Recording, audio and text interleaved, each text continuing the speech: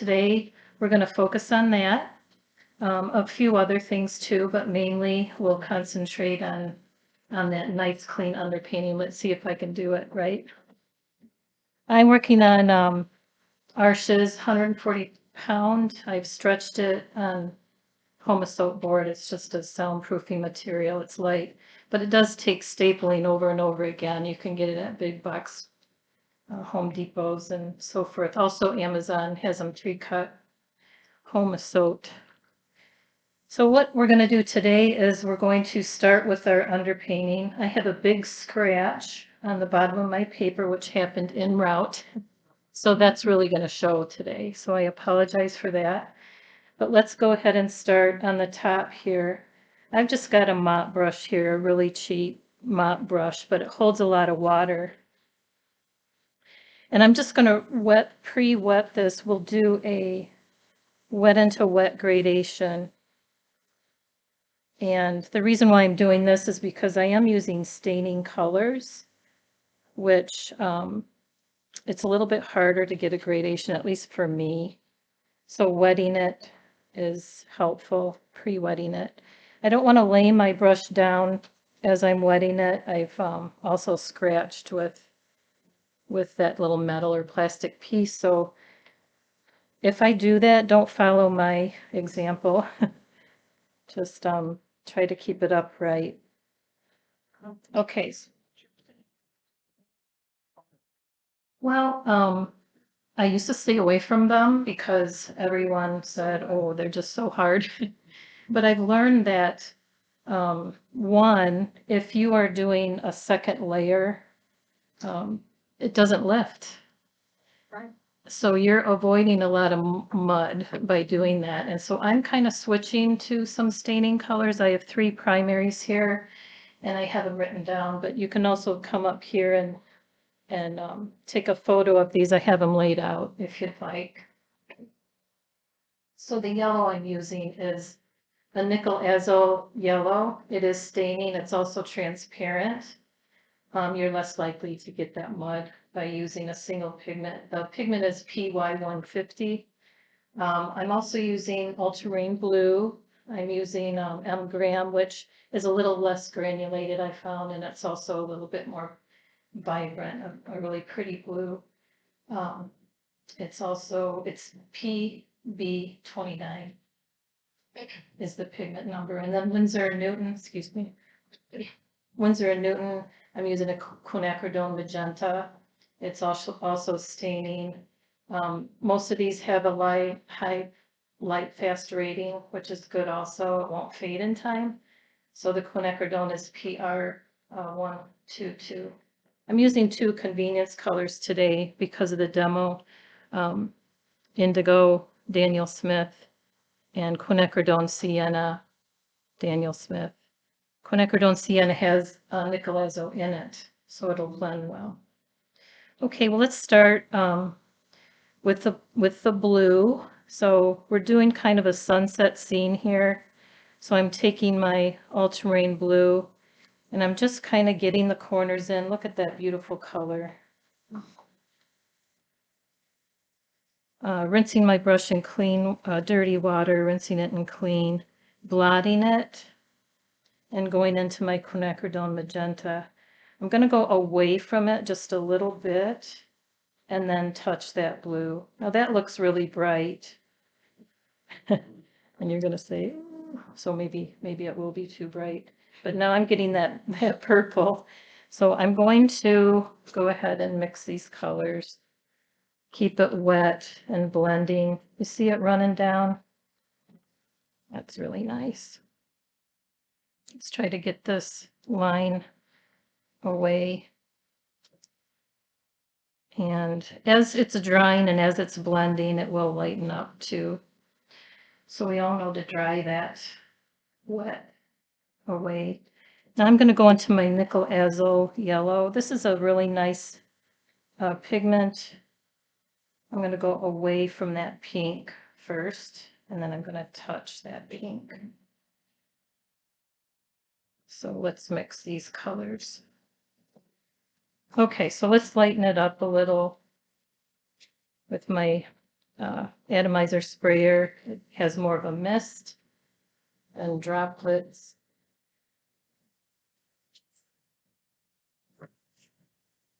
Let's get some of this yellow with clean water traveling.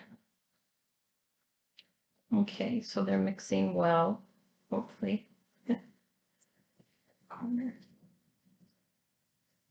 So you know to tip it and just, keep working with it until you get a nice look to that. But Nicolazo yellow is a very powerful yellow, as you can see. So I'm really tipping this and getting it mixed well. I want a nice gradation. I'm trying for no real lines in my underwash. So we'll see if we can get that. Okay. So another point in this painting is if you look in the photo reference, you see sort of a marshy area. So I think I'll go ahead and get that in, and that's just with my ultramarine blue here. And this is wet on dry paper. That's pretty bright. I just want a nice light mixture here, just a strip of paint. I'm going to try not to get any of this other color that I just put down in this area. And so later we'll tend to blend those together more. Okay, so I messed up my clean water. Let's see if I can. We'll go ahead and dry this. Let this dry a little bit. Do you want cold water? I'll be happy to get. Oh, thank you. Thank you so much, Judy. Okay, so these spots don't really matter too much because this is our underpainting, right? So we're not worrying a great deal about what's happening here, but I do want some nice blending going on. I'm just going to dry this bottom part just a little bit, and this is this is David's new dryer. It's not the dryer, it's the heat tool. So he's letting me use it. Very quiet. Oh my goodness. It's this heat tool right here, heat Yeah. craft tool. You can find it on my website in my new products page. It's from Amazon. Mhm. It's a lady in Florida when I was down there. She said she used her hair dryer, and I said, "Well, not really, because it's a small room." She goes, "Oh, it doesn't make any noise." I'm like, "Yeah, I may hear it." And she turned it on. I'm like, "Okay, did you turn it on?" He goes, "Yep." And I'm like, "Okay, you can use it." So it's if you go to my website in my new products page, it's there. It's called Heated Craft Tool. Yeah. So I've seen these and I've intended to purchase one because I do hold classes. Okay, I'm still looking at and working with this upper part. But for the most part, I'm happy with it. I think that will blend very nicely. And again, this is just the underwash. So I have this big line here. Well, we'll try to ignore that today. I should have protected this a little bit better. So again, I am wetting it. I'm going to do the same thing that I did up here. Tom Lynch used to say, what goes on upstairs goes on downstairs. So we'll try to do. So getting this nice and wet. I'm going to turn it around, turn it upside down. And we're going to start with this blue again. This beautiful ultramarine blue. I just love that first swipe, don't you guys? Ooh, so pretty. Okay, so let's go into our quinacridone magenta, a little bright. Now on the bottom here, this is kind of the more important part than what's up on top. So I'm going away from that blue, and now I'm touching that blue so I get some purple going on in there. And now my nickel azo yellow. going away from it and touching it so I can get orange. If I go into those colors right away, it's difficult to keep those colors a little separate, the orange and the violets. Again, these are staining colors, so I have to work with this.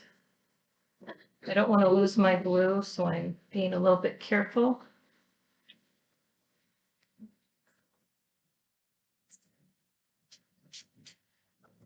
So under paintings, under washes, whatever you want to call them, they leave a nice glow to your paintings. And it's a good thing just to be able to learn how to get that nice gradation going on and not creating a bullseye. See how I'm just working with it now? Oh, I guess there's the cameras in here. You can see, right?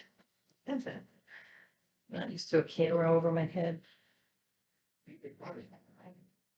Okay. So if you start hitting those lines, you just go sideways. And they kind of disappear.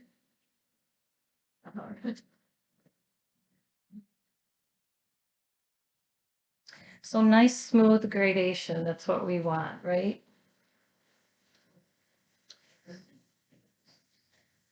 And I'm happy with that. So when you get happy with it, you just set it down and dry it or let it dry. Okay, so let's get some drying in the middle here. Can't even hear this. Yay.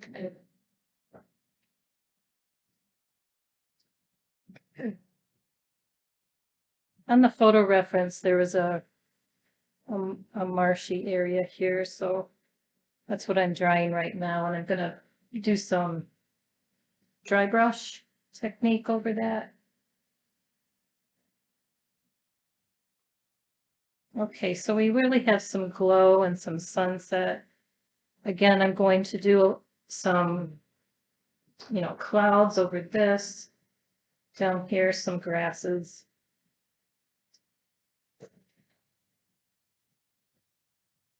But because these are single pigments, Is this the photograph? this is the I'm photo. gonna show everybody. Okay, thank you. Hopefully. You see that little marshy area in the center? Again, if you want a photo reference, I have a few, so if you want to try this at home yourself. How exciting. So again, because I'm using those single pigments, I'm getting a nice glow. This is a little bright for me, so I'm going to try to just spray it down a little bit, hold it sideways onto my towel.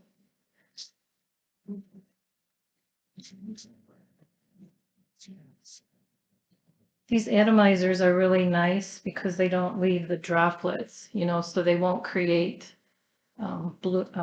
little tiny blooms. Sometimes I want those in my backgrounds, especially because they end up looking like little fireflies. Super fun. Okay, dry this a little bit more, and then we'll move on to this center part. It does take slightly longer to dry, I notice. So we'll just try to, why is that quiet? How nice, David. I just want to get this part nice and dry so that I can do the gradation. Now I did mask out my sun. I've tried over and over again not masking it out, but I always end up getting it dirty. But that little part, that's kind of a really important aspect of this painting. So I just masked it out, but I also left some on the bottom, some little tree organic shapes. Okay, so I'm just taking a size 10. I like these Princeton Velvet Touch brushes. I have a number of them. The only reason is I always leave my brush in water and you know what happens to brushes when you lay them in water. So it's always a hassle. Okay, so with just my indigo, And I want to dry this, so we're doing a wet or a dry brush. So I'm laying the belly of this brush on its side. Just getting some dry brush marks in here. And I see when I go over that yellow, kind of turns to green because these are transparent colors.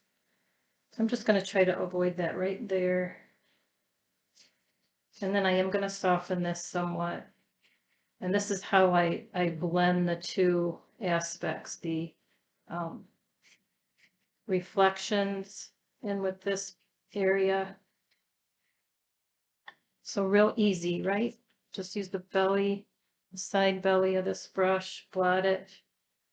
I've never heard of that. That's absolutely excellent. At the belly of the brush. That's awesome.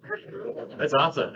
Well, this one, try to figure out how to say what you're doing, and that's Oh, well, That's it's better than using my belly. I probably could actually. you get the dry brush effect. I would never know what to say, how to use the side of the brush, but the belly of the brush, that's perfect. Just make sure you're not scraping that metal part onto there. So that's always a, I don't even see that dent down here. That's great. Okay, I'm going to soften some of this. So rinsing my brush, just blotting it, and then just softening a little bit. So that's really all I want to do for that little marshy area. If there's a part that, oops, I didn't want to do so much there, you can take a flat brush and just try to. So that area I kind of wanted to keep a little bit clearer. Okay. So that looks good. Does it look all right to you guys?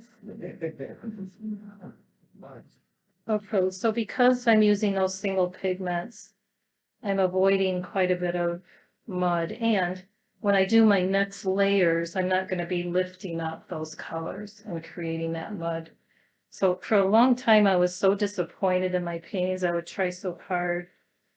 And then it took a great deal of knowledge to not get mud with non-staining colors. I still use some non-staining, which I will with the indigo, but I won't be going over it at all. So I won't be lifting that underpainting.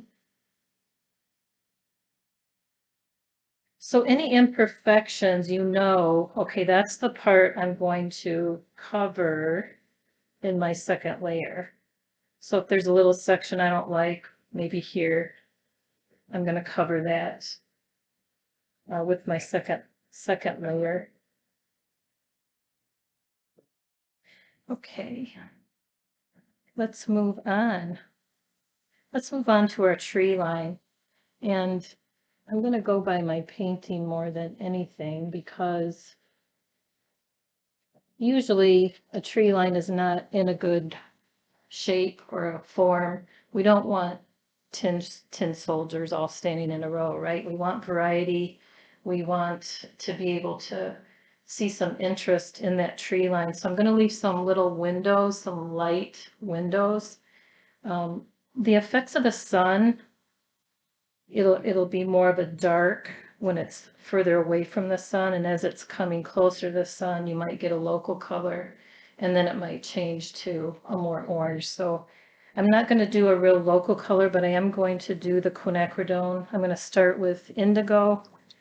I'm going to use my size 10 Princeton Velvet Touch, and I'm going to use, first of all, this indigo.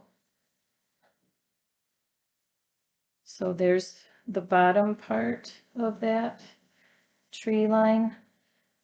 And I want to keep this very puddly. Is that a word? Can I use puddly? Okay. I'm holding my brush upright and I'm just using the point of that brush. And I'm making it very puddly because I want, once I switch over to another color, I just want them to really blend.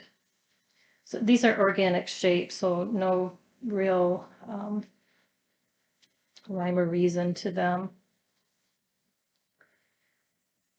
excuse me, I am leaving some windows. Now, some of you might say, well, aren't distant trees supposed to be more, you know, blended? Yes. But when you're dealing with a more of a sunset, sunrise situation, they're more of a silhouette. So I'm not really softening these at all, which turns out okay. Okay, so to blend it in with this area, I'm going to use the point of my brush and I'm just taking it down just a little bit, just to do some connectives. And I'm leaving some of those windows down here as well. Just kind of going halfway. Sorry, my voice is cracking today. Okay, so this is easy, right? So far, not too bad. Feel like you can do it.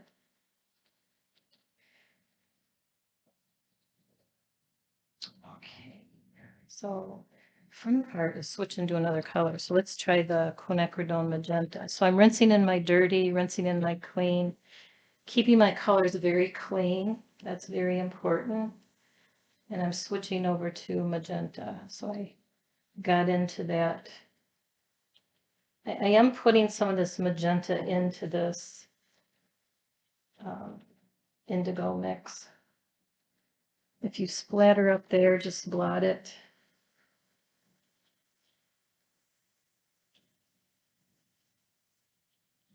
So this is just a fun little exercise just to do some brush work. Any day that you can paint is a good day. So this is a good day for all of us. Putting some of that magenta up here because I am thinking about the sun and how it's coming over these trees. Leaving windows of light, keeping this puddly. Okay, let's get some brighter magenta here. Holding my brush upright, I'm just making some organic shapes. Now, if you notice, these are not all the same height, shape, width. We want them all slightly different and just some very interesting shapes. Rinsing my brush in my dirty, rinsing in my clean so I can pick up clean pigment. Now I'm switching over to this beautiful quinacridone sienna, Daniel Smith. I chose this color because one, it's a convenient color for my demo today. And two, it has nickel azo in it, which is the yellow I used. So I'm going to get a nice blend. This is a little too puddly, but I'm still going to work with it. Blot my brush. Let's drink some of that up. Okay, now I just want to take some of this puddly water down, get some, try not to make these uniform either, but I do want to keep some of that underpainting, some of those light spots showing. Isn't that beautiful how it's blending? Can let everybody see that? That excites me.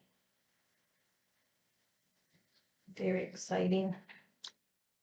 I'm going to get just a little bit more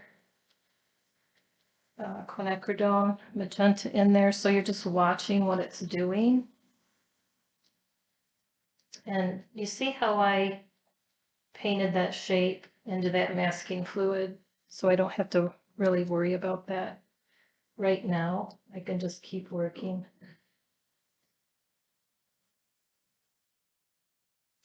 So I want you all to go home and try this. Is this the paint used for the staining part too, that you're using now?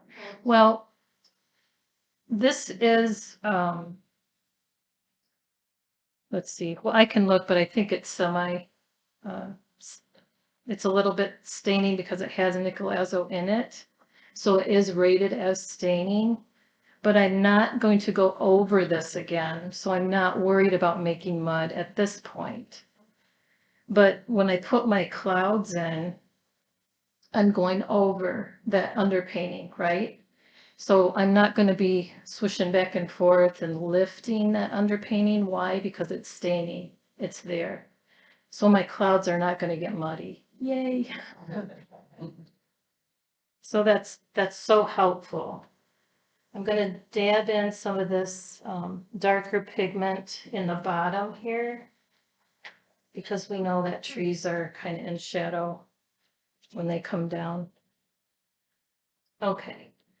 I'm still holding my brush upright, getting some of this other beautiful color in there. Those are all good questions, so important to know. You could even use a little Nicolazzo, in this area too. But if you notice in the painting, I'm going to lift. So it's partially staining, which means I can still lift a little bit. So I want to lift some sun rays later, which is another reason why I use this pigment. It's important to get to know your pigments. More important to know the pigment number.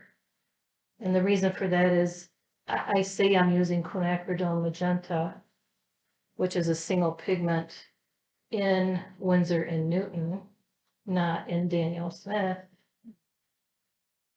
is not a single pigment. In my classes, I am teaching how to mix paint mixture from just three primaries.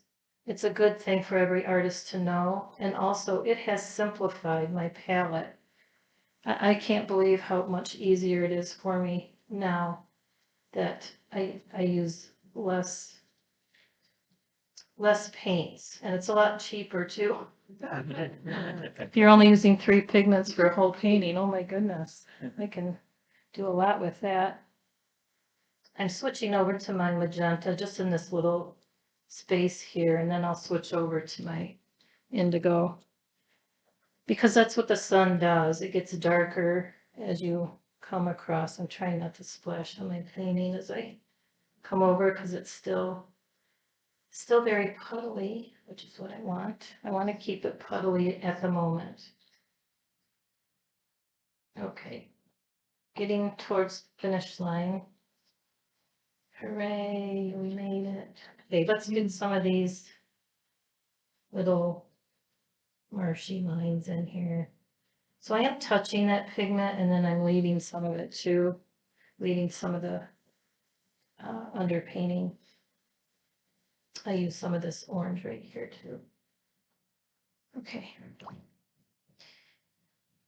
Let's get some darker pigment. This is the quinacridone, Winsor and Newton.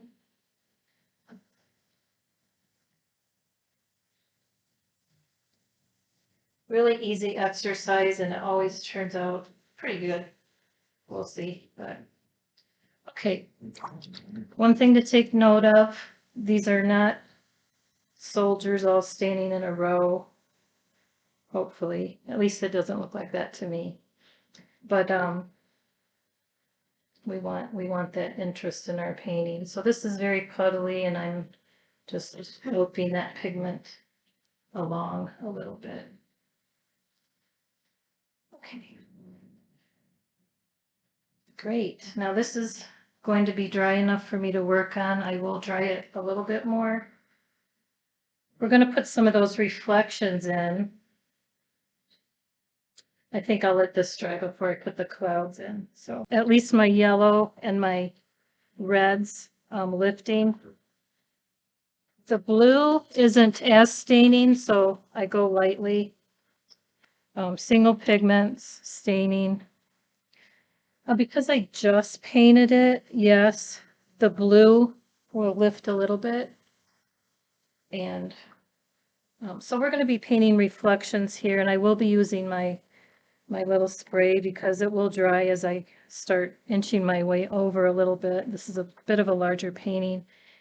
But as I'm doing it, I'm going to come up into this dry marsh area, just like I did, I came down from the trees. Now I'm going to come up and make some little marks up in there, just to kind of make it look like that marsh area. Can you jiggle the mic for a second? For some reason, Oh, it quit again.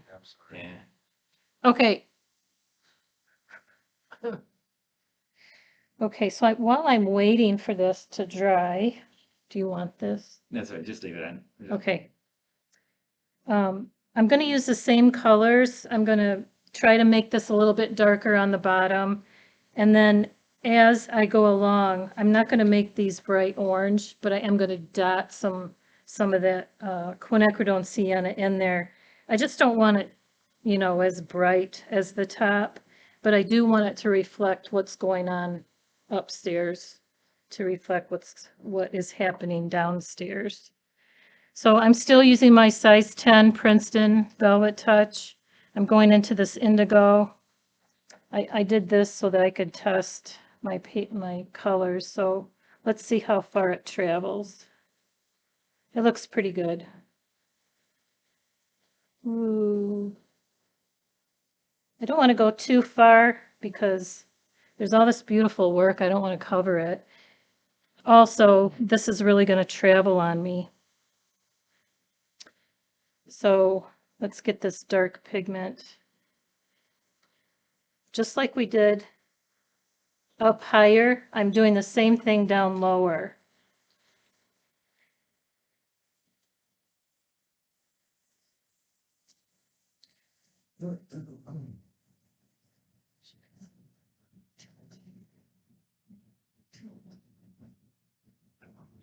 So this is really spreading. That's what I want. I want it to be reflective. That was a little puddly. So I won't put any more pigment there because it is going to travel.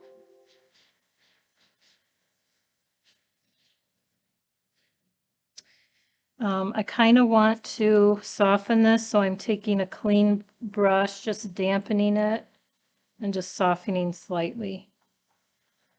Okay, as we're coming over, I'm still going to use my indigo because I made a nice, some of you wanted to know what this is a deviled egg plate.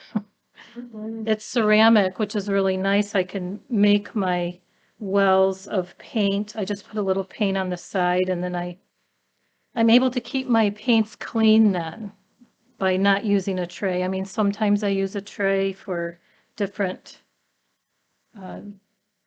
smaller mixes, but for the most part, my larger mixes, I keep in this nice deviled egg tray. Those little round paint things that they sell, they're just not big enough. Okay, let's get a little bit of orange in there. Now orange, it has that Nicolazo yellow in it, so it's gonna, Nicolazo yellow pushes paint, so we'll be careful of that. And I do have a little bit of a drop of paint on the side of this well, so I can very easily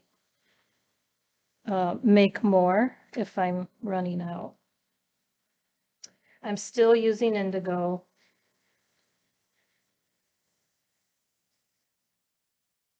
At this moment because I don't want these to be, you know, garish in color. I just want a little bit of that color off on the edges to indicate what it's reflecting. Can everybody hear me okay? Okay. I keep blotting my brush, rinsing it because I don't want more water down here. And I'm kind of losing my dampness, so I'm just getting a little more damp there. So this is a nice atomizer sprayer. You've seen David use these too. And where you get that? Actually, Amazon, I know, Amazon. And, or in the hair department. They're actually, you know, used a lot for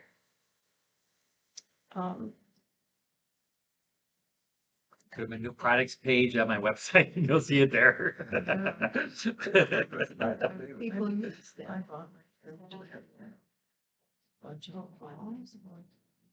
Okay, I'm rinsing my brush, blotting it, and I'm gonna look at the colors, because remember I did use some of that pink as well.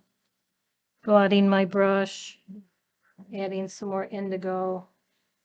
Because I want these colors to mingle, I don't really want them to be, you know, screaming. Let's get some of this quinacridone, magenta, and now my quinacridone sienna. A little orange over here because that's where the sun is, right? So I'm looking at it to see if there's anything else I can do. Maybe a little bit darker down here. And the only reason it's getting dangerous to do this, but because it is drying. But I think I can still get some indigo in there. As long as it's wet, I can keep working and playing. This is the funnest part of watercolor to me, is the wet into wet. And if you can get it wet enough and you can play longer, it's just so much fun. And again, this is a really good exercise for any of us to stay, you know, in practice and get these techniques down.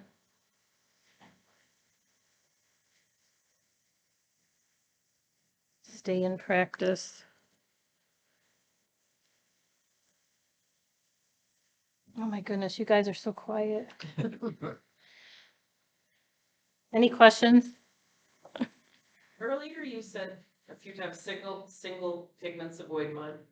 Do you Yeah. mean that you're only putting one pigment down and letting it blend on the page instead of blending the paint before it goes on the page? I don't know what that means. Single pigments avoid mud, you said. Yes, they do. So if I mix all of my colors, I can get the whole range of color with just 3. If I mix them from just 3 colors, they're all made from those 3 colors. So you're just leaning, if you're adding more yellow to a green, you're just going to have a yellow green. You're not going to have mud.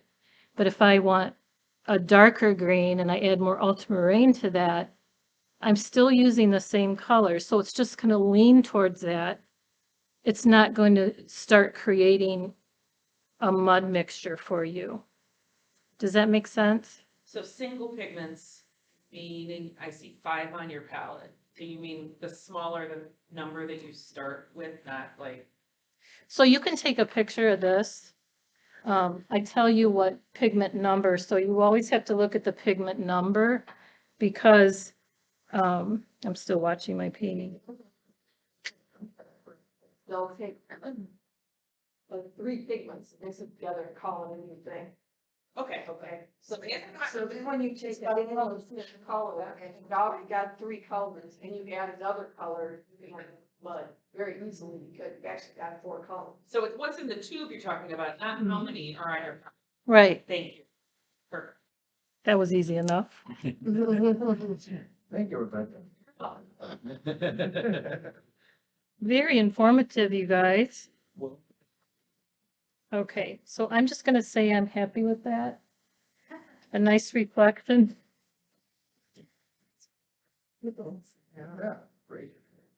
Okay. And one of the reasons is it's getting dangerous to work here. But I do kind of want these to mix a little bit better. Okay, it's too dangerous, so I'm gonna stop and just dry it a little bit. We're gonna be working on our clouds. And one thing that I mentioned before was because they're staining single pigments, now that I go over the top of this with some clouds, I'm not going to be picking up that underpainting. That's what, and then all that brush work, you know, you start picking that up, you start creating that mud. And it's so frustrating. You just don't understand why that's happening. But basically, it's because you're already using pigments that are 2 and 3, pigments mixed together.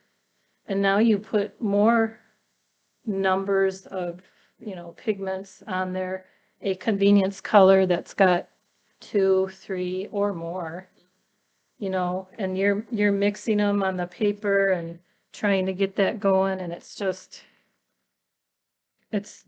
insanity, actually. Thank you. Okay, so I just used my atomizer. I did get some of those little blooms in there. This is water, so that's okay. It looks like little fish are out there bobbing up and down. And that's okay. Okay, so just blending a little bit. So now we're going to try to get our clouds in. Just keeping track of time here. Okay, so my clouds, I'm using ultramarine blue. I'm going to do a little mix in the middle of my deviled egg tray. I think it was less than $20 for this tray. So I'm getting a pretty little violet in here. I want it a little more violet-y, a little more pinky, I guess. And again, I have paint right up here. I can grab it and use it. Okay, there we go. A little more pinky. I'm going to switch over to my mop brush. It's just a cheap mop brush. Nothing expensive. I have to blot that water out because if I don't, it's not going to pick this up, is it? It's going to be too full. Okay, so I just picked a lot of that up. And let's get some cloud formations. It's not real dark. So what's going to make it dark is the ultramarine blue. Got to mix some more because this thing just sucked that right up. Okay, so I'm mixing ultramarine blue. Thank you.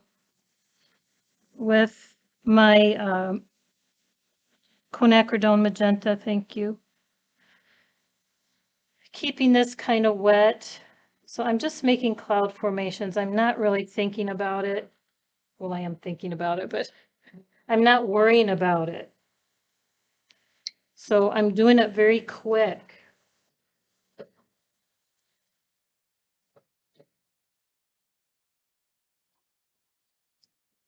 Very quick. And if you want more color in, you just add it, right?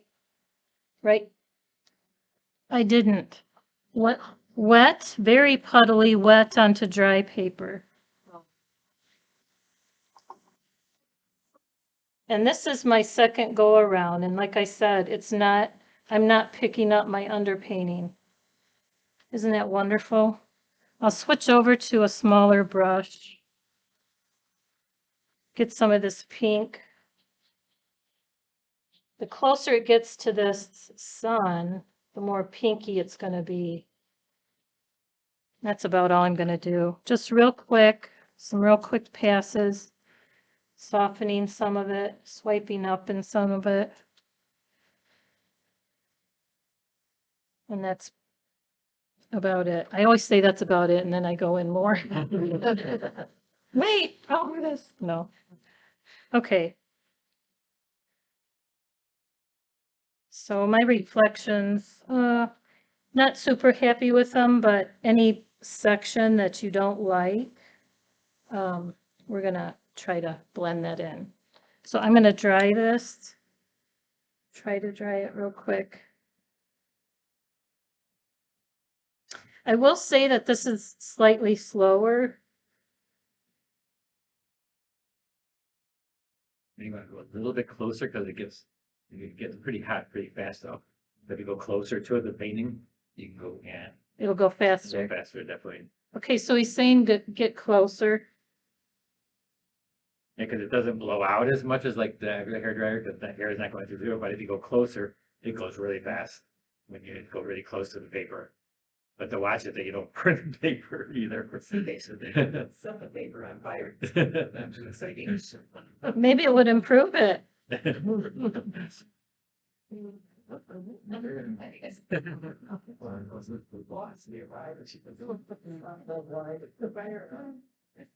Okay. I just want these bumps to go away and then we'll finish up. We're almost done. We're almost to the finish line. Almost.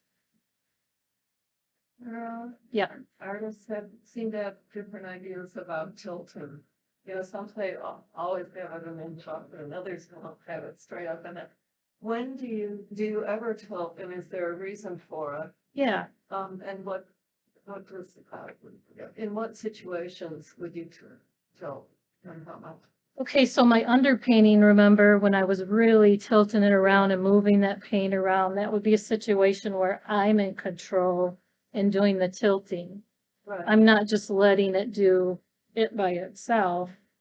So I'm taking control But, of where the paint travels. okay, but in those situations where you see that it is, I mean, you're basically leaving it flat, except for when you're doing the tilting, as opposed to say having it, you know, a little 1 inch block or something under it.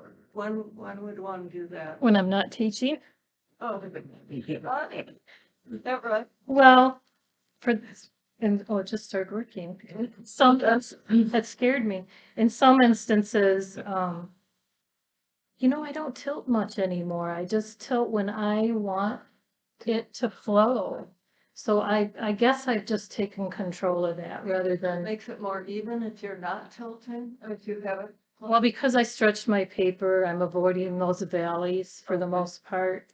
If you're getting valleys, you're not stretching your paper enough. Okay. And, it just makes it a little bit harder. And so I'm trying to think when I used to tilt my paper. I guess when I first started, I didn't understand fully, you know, why I was even doing that. Because artists would do that and I would, so I did it. So I thought, oh, I guess we're supposed to do that. But now I don't want to have my own control. Your paper affixed to the. I staple it to this homosoap board around all the edges, and so I have stretched it. So you like totally dip it in water? I don't, because I find okay, let me explain what I'm gonna do first right here, and then I'll continue with your question. The dry brush technique, so I'm going into my indigo again and I'm blotting it just to get it drier, right? And I'm gonna do some of these grasses, but it has some nice, I'm using the belly of that nice round brush. And I'm just getting these, I need a little bit thicker. There we go. So I need that contrast for these little grasses. So I'm using the belly of the size 10 brush, and I also have a needlepoint brush. So it has a belly, but it also has a point. And now I just want to make some grasses. And maybe some flowers or something. Isn't that fun? So you're doing it on this light area so that it will really show up. Okay. I don't stretch my paper in the tub. Some artists love to do that, but it messes with the sizing for me. It messes with the sizing on the front of my paper, so I just wet the back of it. I put it on a towel and wet the back. I can even do my sketch first on the front, turn it over, completely wet the back a few times until you can stretch it, lay it over my homosoap board and stretch it, and I can go to town and paint right away if I want. That's how I do it. Sometimes I don't want to wait, you know, for it to dry overnight. A lot of times I just allow myself time. Okay, I'm getting towards the sun area, so now I'm going into this quinacridone sienna, just because the sun would hit over here a little bit in these grasses. I can do a bent grass. Okay, let's do some more dry brushing here. If you take my classes, I totally explain how I stretch my paper on the supply list. And I also provide a link where you can get home a soap board. If all of you probably have your own choice of boards. This is something that a gal used, Anita Gordon, when I started. She started teaching in my basement. In exchange for the use of my basement, I got 2 years of classes free. I thought, oh my goodness, I can finally learn how to paint. But the wonderful thing was, it turns out that all the artwork I did prior to that, it all paid off. You know, those of you who are able to take art classes, you know, David, these professionals that were able to have that privilege, that's so great. But I never got that. I've never done it. Going to art school, I took classes in high school and so forth. But you get the idea for these grasses, right? So I'm just, that was probably too dark.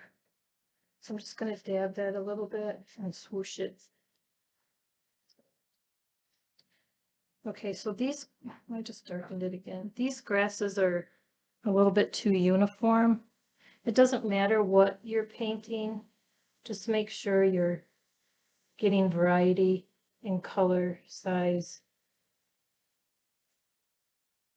all of the above.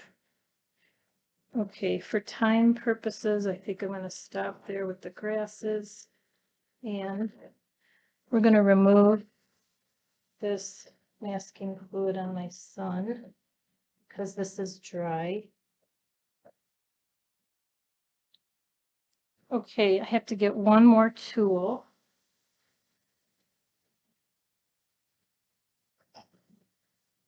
I've tried to create sunbeams with tape and other. Did I just get paint on my face? A little bit. A little bit, and other things. Well, you guys can clean me up when I. But I like a ruler or a straight edge that you can see through, and then you can see what you're doing, right? But otherwise with tape, you know, trying to get a straight line, it really doesn't work. Let's get some sunbeams in here. I'm just using a 3/8 angular shader Velvet Touch. So I've got it wet with clean water. And now I'm going to lift, but I kind of want these straight lines. So there's one lot. Ta-da. Okay, let's sunbeams start small and spread out, correct? If you examine them in real life. So I'm going to fill this area in with clean water and blotting. But I can see what I'm doing. I can see where my next sunbeam I might want it to be here. I don't really want to go past the tree line. Is where you're lifting all dry? It is dry. It has to be dry to lift. Good question. Blotting. So a lot of different techniques are being used in this painting. So it's just excellent practice. That was too wet. Or, oh, I know, it's getting wet from this. Okay, so I am trying to make them a little symmetrical. Just so they don't look odd. Okay, so there's 3 large ones. I just want to put a few small ones in them. So let's get one over here. Not as long, I should say. More to a point.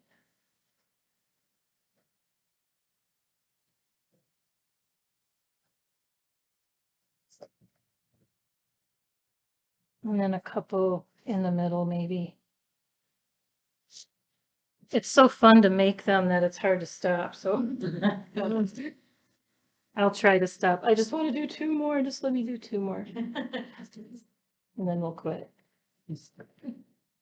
Okay.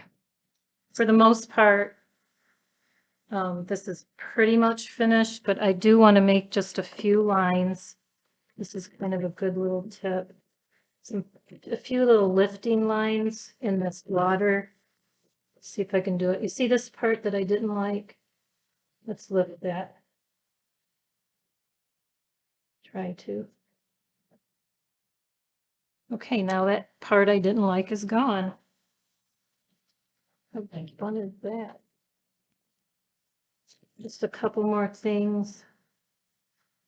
These have to be very horizontal to be of any effect. If they're not somewhat horizontal, it looks like the world is tipping.